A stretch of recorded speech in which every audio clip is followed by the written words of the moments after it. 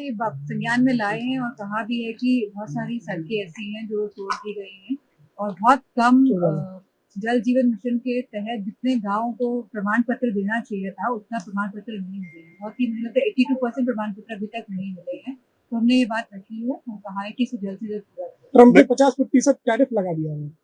ये बहुत ही दुर्भाग्यपूर्ण बात है क्योंकि जहाँ बड़ी बड़ी बातें कही जाती थी कि हमारा देश आगे बढ़ रहा है, कि हमारे संबंध अपने आसपास के देशों से और पूरे विश्व से सुधर रहे हैं, जो टैरिफ लगा ये अपने आप में दर्शाता है कि कहीं ना कहीं भारत की जो फॉरेन पॉलिसी है वो पूरी तरह से नाकामयाब रही है। संजय निषाद के बगावती तेवर देखने को मिले हैं। उन्होंने कहा कि अगर गठबंधन से फायदा नहीं है तो गठबंधन तोड़ दिया जाए। ये तो उनके आपस की बात कर सकते हैं। मैडम, बिहार में चुनाव है और वोट चोरी का मुद्दा विपक्ष लगातार उठा रहा है। ये लगातार पूरे संसद में एसआईआर का मुद्दा हम लोगों ने पूरे विपक्ष ने मिलकर उठाया और मुझे जिस तरह से डिटेल्स पता चली हैं कि जहां वोट बढ़ाए जाते हैं, जहां वोट कटाए जाते हैं, जहां शासन और प्रशासन का प्रयोग किया जाता है, कहीं ना कहीं डेमोक्रेसी को डिस्टेबलाइज करने में पूरा भारतीय जनता पार्टी की सरकार लगी हुई। मैडम मैडम सर जब से सरकार आई है बीजेपी की तो से लेकर अभी तक मैडम इन्होंने क्यों नहीं असर किया चोरी वाला मैडम? क्योंकि लगातार जब हम गांव में जाते हैं, लोगों के संपर्क में आते हैं, लोग कहते हैं हम वोट तो देते हैं लेकिन हमारा वोट कहाँ चला जाता है। हम चाहते हैं तो आप लोग आए सरकार में, लेकिन वोट देते हैं लेकिन वोट कहाँ चला जाता है। वो तो अब पूरी पारदर्शिता से ये समझ आ रहा है कि भारतीय जनता पार्टी हर हथकंडे अपनाती है और सभी इंस्टीट्यूशंस का प्रयोग करके कहीं ना कहीं वो हमारे संविधान और हमारे डेमोक्रेसी जो प्रजातंत्र है उसको तहस नहस करने में लगी। मैडम अधिकार यात्रा निकली थी, उसमें क्या राष्ट्रीय अध्यक्ष जी शामिल होंगे वोट अधिकार यात्रा में? जी, बिहार में जो यात्रा है उसमें 30 तारीख को प्रोग्राम।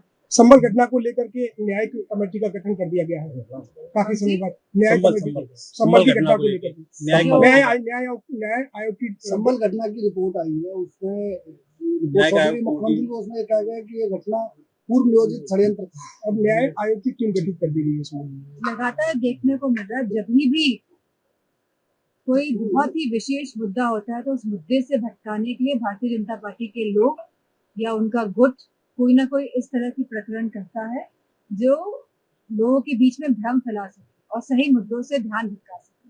मैडम, जो इंडिया पाकिस्तान के युद्ध में लगातार सीएम और पीएम जो भ्रष्टाचारी अगर होंगे तो 30 दिन का जो टाइम दिया गया तो उसमें अन्य मंत्रियों को क्यों नहीं शामिल किया गया है?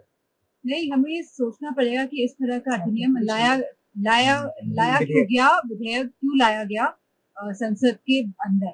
ये इसीलिए लाया गया, कहीं ना कहीं सरकार नहीं चाहती कि डेमोक्रेसी रहे, क्योंकि अगर आप चीफ मिनिस्टर को ही भेज देंगे जेल में और वो भी कोई पुष्टि नहीं है और खुद जहां हमारे जो चीफ मिनिस्टर साहब हैं उन्होंने अपने आते ही अपने ऊपर के मामले हटाए कि नहीं हटाए, तो यह सुनिश्चित करेंगे कि वापस से चालू हो जाए। अच्छा मैडम, इंडिया पाकिस्तान के युद्ध में राहुल गांधी लगातार प्रधानमंत्री मोदी पे हमलावर है। उन्होंने कहा कि ट्रंप ने मोदी को धमकी दी थी अपना कारोबार बंद कर देंगे, जिसपे मोदी को 24 घंटे का अल्टीमेटम दिया था ट्रंप ने और जिसमें 5 घंटे में मोदी जी ने वो युद्ध रोक दिया।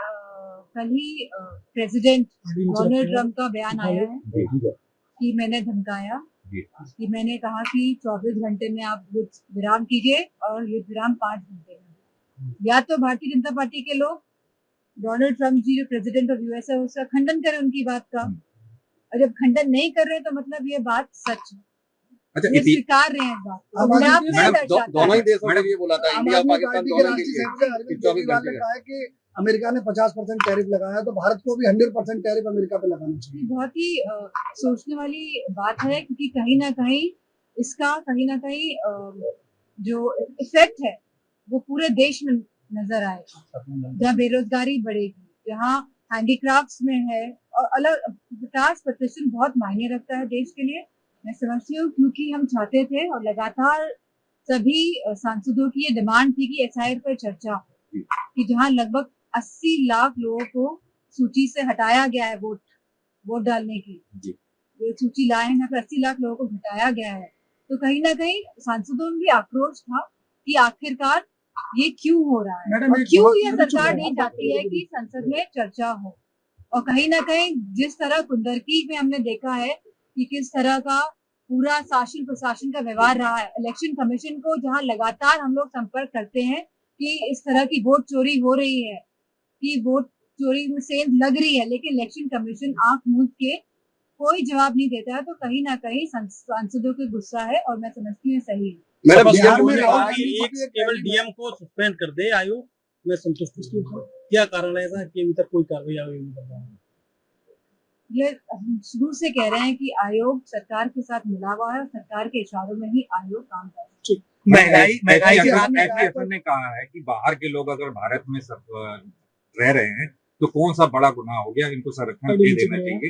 कहीं ना कहीं लोगों के ना रोहिंग्या मुसलमानों को समर्थन देते अब बताइए, रह तो रहे हैं, अब बांग्लादेश से रह रही है ना।